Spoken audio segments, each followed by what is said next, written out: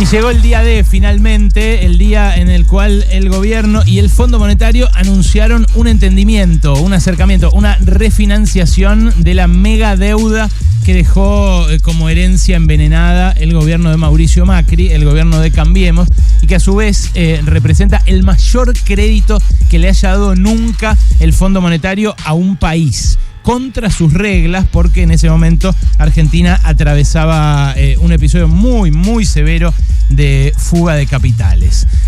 Hay en esta decisión final, decisión política que toma el gobierno, algo de impotencia, porque la toma acorralado por circunstancias que le vinieron como un dato contextual, así le llegó el país porque así asumió, pero también circunstancias que construyó o que pudo haber construido distinto a lo largo de estos 2 primeros años de gobierno.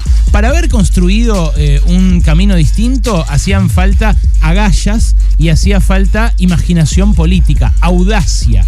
Hacía falta pensar en un camino verdaderamente alternativo, contarle a la población en detalle cuáles iban a ser las condiciones en las cuales iba a desenvolver la economía en un caso y en el otro. Someter democráticamente la decisión al pueblo que le dijo en 2019 a Macri que había estado mal ir al Fondo Monetario de vuelta, traerlo de nuevo a la Argentina e instalarlo como alguien que ahora, con este acuerdo que firma el Frente de Todos, nos va a condicionar por lo menos los próximos 10 años. Por lo menos los próximos 10 años.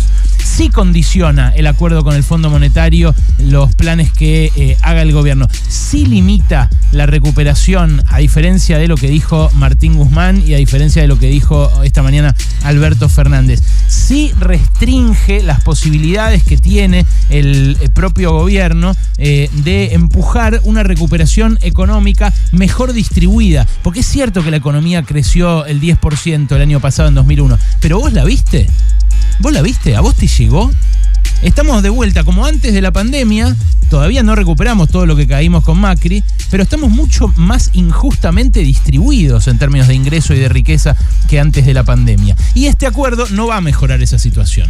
Este acuerdo compromete un sensible ajuste fiscal desde este año, no desde el año que viene, desde este año, y lo hace después de 4 años de ajuste salarial. El Frente de Todos, de vuelta, cede acorralado por miedo a una corrida cambiaria. Y ahí entran las consideraciones de contexto que yo creo vale la pena hacer y que de algún modo perdonan esta claudicación o esta capitulación que lleva adelante el Frente de Todos respecto de su promesa original, de su promesa política al asumir, que era dar vuelta al colectivo que nos llevaba hacia el abismo con Mauricio Macri al volante. Bueno, el ajuste desde este año se ve claramente en la proyección que está en el acuerdo, que contó Martín Guzmán, está en el acuerdo de déficit fiscal para este año. El acuerdo establece un déficit fiscal primario, o sea, antes del pago de deuda, del 2,5% del PBI, respecto de un 3% que tuvo Argentina el año pasado, pero para llegar a ese 3%, con los gastos que exigió comprar las vacunas, remozar toda la infraestructura hospitalaria, todo el gasto pandemia, tuvo el 3% porque el año pasado se cobró el aporte de las grandes fortunas, que fue casi 1 punto del PBI. Si no, el déficit habría sido 4%. Entonces, pasar de 4 a 2,5 es, afectar mucho el impulso que le da el Estado a la economía. Lo que dice el gobierno es que en las partidas sociales no se va a gastar menos, se va a gastar más, y que el déficit se va a recortar porque la economía va a crecer y porque la recaudación también va a crecer. Ahora, esto no implica que no vaya a haber un ajuste, porque justamente venimos de muchos años en los cuales esos ingresos se vienen recortando. Los ingresos de los jubilados, los ingresos de los empleados públicos, los ingresos de los empleados cuyo sueldo depende de que la economía se mueva más. Lo segundo, para decir, es que el fondo mismo exige, apenas firmado esto, un tarifazo muy fuerte para que se recorten los subsidios a la energía como el Fondo Monetario dice que hace falta hacer y como el gobierno acepta que hace falta hacer, hay que aumentar las tarifas un 180% en términos reales. O sea que durante varios años va a haber que aumentar las tarifas, lo que pagás de factura, por lo menos al doble.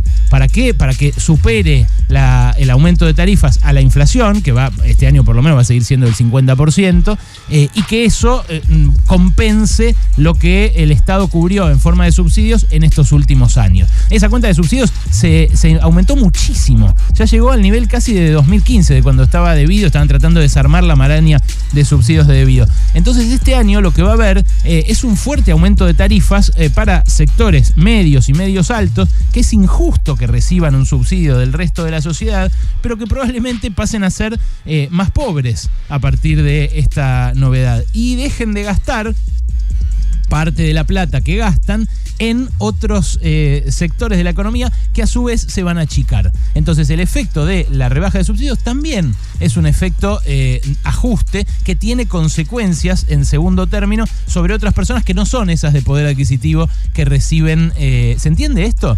No son los que reciben subsidios y que es injusto que los reciban.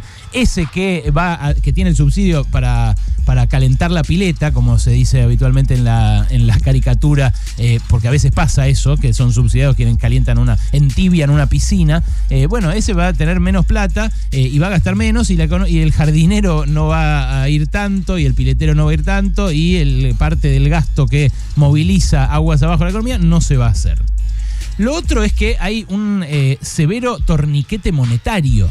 Este acuerdo establece pasar del financiamiento monetario del 3,7% del PBI al 1% este año. Entonces va a haber un brutal recorte de la emisión. No tanto como el de Duhovne y Caputo, por supuesto, porque ellos comprometieron déficit cero, emisión cero y aspiradora full desde el primer año.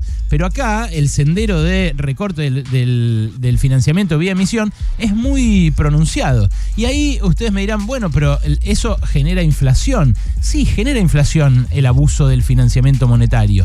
También genera inflación la suba del dólar, que habitualmente viene asociada a los acuerdos con el Fondo Monetario. Esta vez dice Martín Guzmán que no incluye una devaluación el acuerdo y bueno, enhorabuena que no lo incluya porque ya estamos mega devaluados, regalados en dólares y después de, como les dije, 4 años de devaluación salarial. Entonces acá la cuestión es que el fondo no pide una devaluación adicional. Ya hubo una devaluación en el pasado que nos afectó muchísimo en nuestro poder adquisitivo. Hay algo que sí tiene de bueno este acuerdo, que es que se va a discutir en el Congreso. Es casi lo único que tiene de bueno, porque el de 2018, el de Duhovne y Lagarde, se definió en la casa de Duhovne. ¿Se acuerdan? Ahí en la casa de Duhovne, acá en Núñez, la que figuraba como baldío para pagar menos impuestos municipales. Bueno, ahí, en esa casa, vino Lagarde, me acuerdo, después de una conferencia en la Universidad de Itela, y ahí entre 4 paredes se definió ese entendimiento que va a condicionar a la próxima generación. Bueno, este no, se va a tener que discutir en el Congreso. Y ahí en el Congreso, en todo caso, podrán establecer límites los legisladores al ajuste que exija el fondo cuando empiecen a incumplirse las metas. Porque la revisión va a ser permanente. Cada 3 meses el fondo le va a poder bajar el pulgar a la Argentina y decirle: esta vez no te doy la guita, no podés cumplir con el vencimiento del programa original y entonces entrás en default. De esta manera el fondo empieza a cogobernar en la Argentina y corriendo todo el palabrerío de hoy, la influencia que tiene Estados Unidos, el principal accionista del fondo, empieza a convertirse en la de un socio. En la de un socio que está instalado al lado del gobierno diciéndole lo que tiene que hacer o lo que no tiene que hacer. ¿Qué más? ¿Podría ser peor el acuerdo? Sí, podría ser peor. Sí, podría ser peor. La verdad que tengo que ser honesto intelectualmente porque yo estudié el caso de Grecia. y los acuerdos que firmaba Grecia eran peores. Incluían reformas laborales, eliminación de determinados derechos de los trabajadores, privatización de empresas públicas, como le pasó a la Olympic Airways de Grecia, la reforma previsional, o sea, el recorte directamente de los haberes jubilatorios, y el gobierno destaca que no incluye esto. Pero, a ver, así como sería deshonesto si no le dijera que podría ser peor el acuerdo, les digo, ¿es para jactarse que no hayamos aceptado que el fondo también nos indique cómo hacer nuestro marco laboral o cómo establecer nuestro esquema de solidaridad intergeneracional de jubilaciones? Porque la reforma, el ajuste a los jubilados ya se hizo.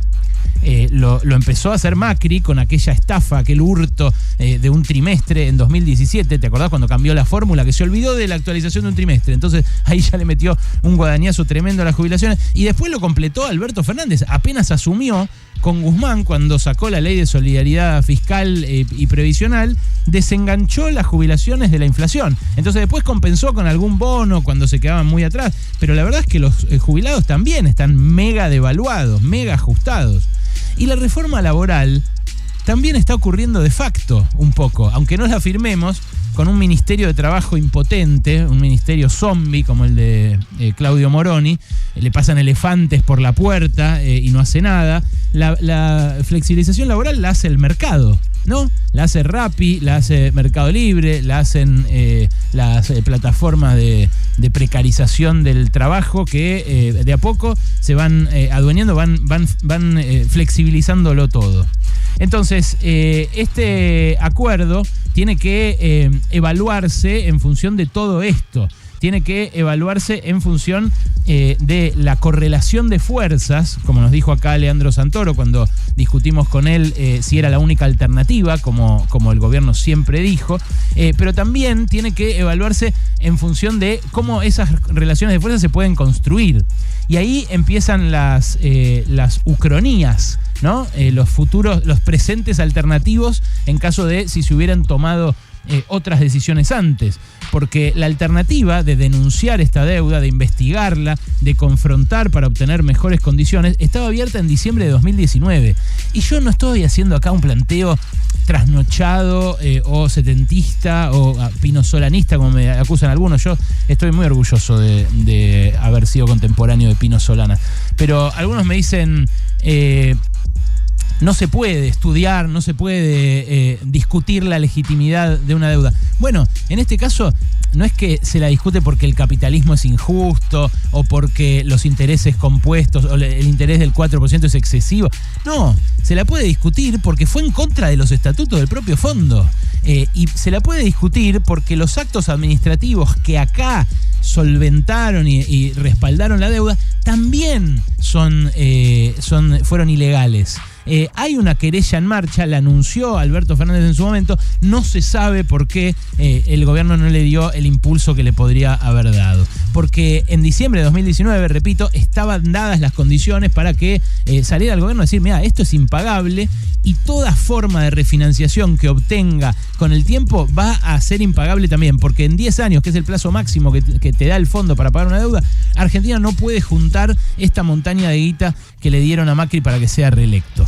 Y ahí empieza a ser difícil de entender que no hayan mencionado un poco más al expresidente hoy, ¿no? El presidente Alberto Fernández dijo, la historia va a juzgar quién trajo el problema y quién trajo la solución, pero no lo nombró a Macri, lo dejó ahí flotando como si todos estuvieran pensando, a ver, ¿a quién alude a Macri? Bueno, la verdad es que no está juzgando la historia eso, o por lo menos no lo está juzgando correctamente, porque en la encuesta que les conté esta semana, la mayoría de la gente ya cree que la mayor parte de la deuda la tomó este gobierno y no el anterior.